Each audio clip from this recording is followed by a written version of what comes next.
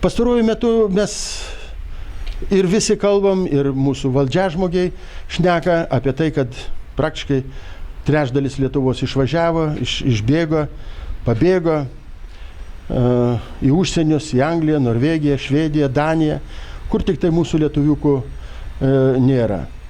Visi kalbam apie tai, kaip juos sugrąžinti į tėvynę, bet daugiau, aš tai tiesiai pasakysiu, toliau plepalų turbūt ir nenuveita.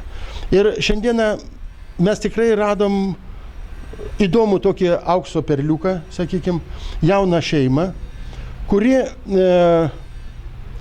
sakykime, tiesiog prikelia gyvenimui pastatą ir galvoja vystyti savo verslą. Nepabėgo jie niekur, o čia Lietuvoje kūrė savo verslą, nors ir kalbėsimės, ar tai jiem yra sudaromos sąlygos, kiek jiem tie valdžiažmogiai ne žodžiais, o darbais padeda. Ir kalbinam. Ir norim, kad prisistatytumėt. Kas jūs tokie jaunutė, gležnutė, kaip čia, ponia, ką tik tai vat, pati tinkuojanti sienas savo rankom, be jokių čia didelių pagalbininkų su vyru ir tvarkosi ir galvoja apie savo biznį. Prašom ir norėtume jūs kalbinti. Kas tokie čia dabar kūrė savo verslą ir laimę? Esu paprastas žmogus. Vardu esu Ineta, kuktorė, su vyru bandom kažką mergiai daryti, puošti, puoselėti. Kaip seksis, taip seksis, o apie valdžią, ką galiu pasakyti, tai nieko į mums nepadeda. Bet bent nemaiša? Žiūrėsim, kaip bus leidimas. Žiūrėsim, kaip bus. Čia yra sunkiausia dalis. O dabar jums mintis, gerai, ir pastatas, ir galų gale pats biznė, ta šaka. Jūs jau turėjot įdirbį, ar kažkur tai dirbot toj srity? Ar jūs dar pakol kas? Ne, tiesiog čia prie to, ką turim. Turim taksi verslą ir mašinas taisyti reikia dažnai, tai čia prie to pačio tiesiog. Mums tas servizas... Čia bus servisiukas? Taip, čia bus servizas ir mums yra naudinga. Nu jau toks prakilnus? Taip, čia bus nemažas visai Ukmergiai. Visai Ukmergiai? Visai Ukmergiai užteks ir dar aplinkiniam. Aš sakau, kad apšiltinta, taip gražiai, tvarkingai. Bet, o dabar jum teko jau, kaip ir dažniausiai, užsienį padirbo, grįžo su kapeika. Ar jūs visą laiką čia Lietuvoje? Taip, iš užsienio šiek tiek pabuvę, bet nusprendėm, kad Lietuvoje yra ką veikti. Galima Lietuvoje daryti, pilnai yra ką veikti. Tikrai yra, tik tai žmonės tegu dirba. Tegu galvoja ir dirba, o darbo yra, žmonių nėra, kaip sakau. Ir čia žiūriu, jūs grinai jau, kaip čia pasakyti, šeimyninė ranga. Taip, šeimyninė ranga.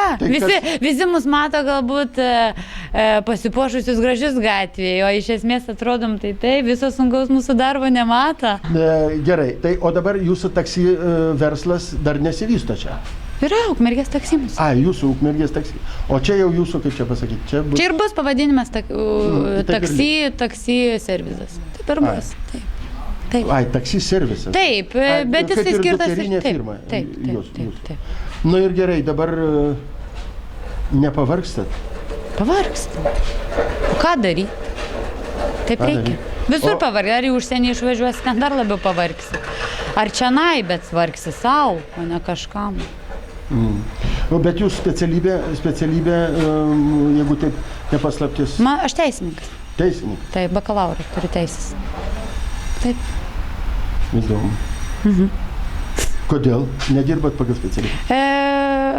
Aš galvoju, dar patausysiu savo nervus savo. Nelabai... Ten daug, specifinis darbas. Taip, daug iš tikrųjų blogų, neigiamų emocijų, o aš turiu ir šeimą, ir vaiką, ir man to nereikia. Namo aš to neštis nenoriu. Jo, čia dalinai tai teisingai. Bent, pavyzdžiui, nesvarbu, čia oficiali nuomonė mūsų politikų, kad policijoje reikia ir moterų, bet gal moteris, tegu, kaip teisingai sakot, neigiamų tų emocijų, kaip bebūtų, jos vis tiek... Taip, ir neši namo. Neši namo, o vaikai... Nesinori. O tai kas dabar, kur palikuonės? Su baba. Moksleiviai jau. Moksleiviai? Taip. Ir kiek jų? 2. Abudu moksleiviai. Taip. O, tai anksti tekėjot labai. Kaip ir anksti, visai ne anksti, gal aš jaunai atrodau. Gerai. Tai šiandieną, mes sakau, dar kartą vat, ir buvo mano mintis pakalbinti jūs, nors kiek žinau, vyras sako labai fotogeniškas ir jūs jam neleidot filmuotis, nes sako, gali kaip čia, nuvilioti jį, todėl jūs jau tik tai patyrę atstovaujat. Atstovė spaudai. Atstovė spaudai. Ukmergės taksi atstovė spaudai. Wow, šaunuolis. Tai jūs jau, kaip čia, 1-3 ar ten kiek tų? Taip ir bus. Ir teisininkė, ir direktorė, ir statybininkė. Kaip reikia, taip ir darau. Gerai, dabar taip pat humorą.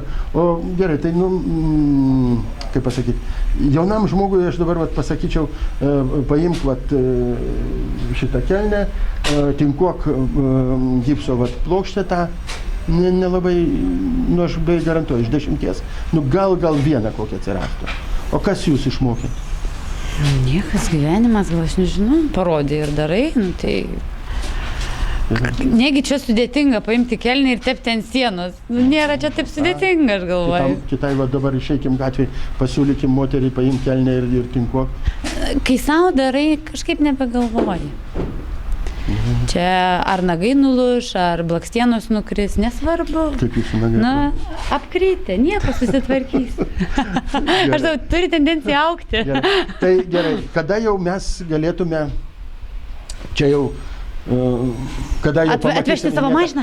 Ne, pamatysim su balta balinė suknė, kerpa juostelė. Kalėdom jau bus? Bus, drąsiai. Bus. Tikrai. Iki pirmo sniego tai tikrai. Pas mus sniegų nebūna. Atrasim. Gerai. Malonu, kad su tokia optimistiška ir linksma gaidelė ir dirbti turbūt.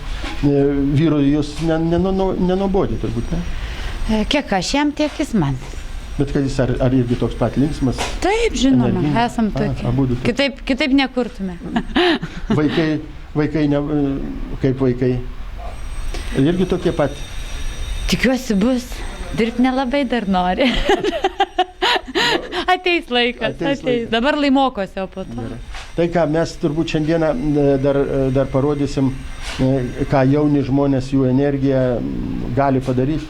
Tikrai iš begalinio čia šiukšlyno, kuris buvo ir čia, net pažįstama, ir stogai, ir sienos, ir durys, ir kiemą.